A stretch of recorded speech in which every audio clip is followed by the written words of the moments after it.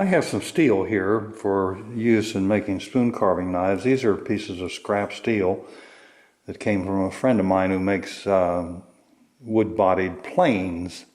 And so this steel has been tapered, so it goes from about 1/8 of an inch down to 1/16 of an inch. And I use the 1/16 of an inch end for doing this spoon carving knife because it can be easily bent to the shape that I want.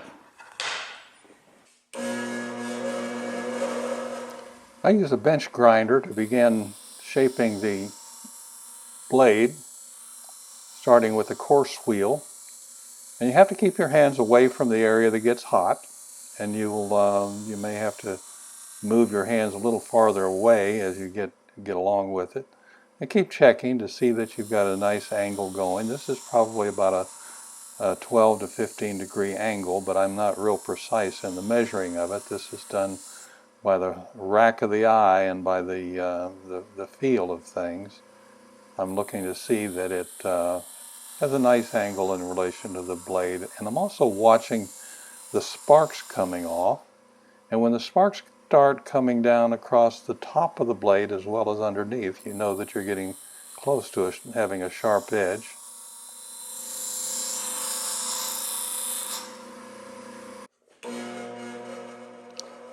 Now I'm going to go to a finer wheel and finish what I'd started. This will just give me a smoother edge.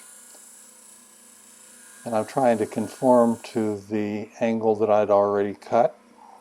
And again, I'm going to be watching the shower of sparks that come over the top.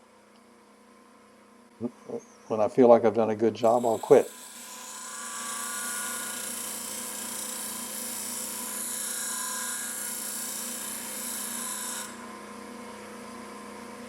With the blade ground, I use pliers to give it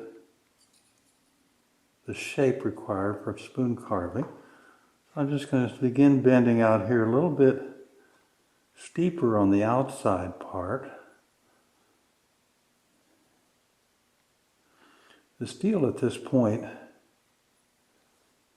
is relatively easy to bend, especially where it's been ground.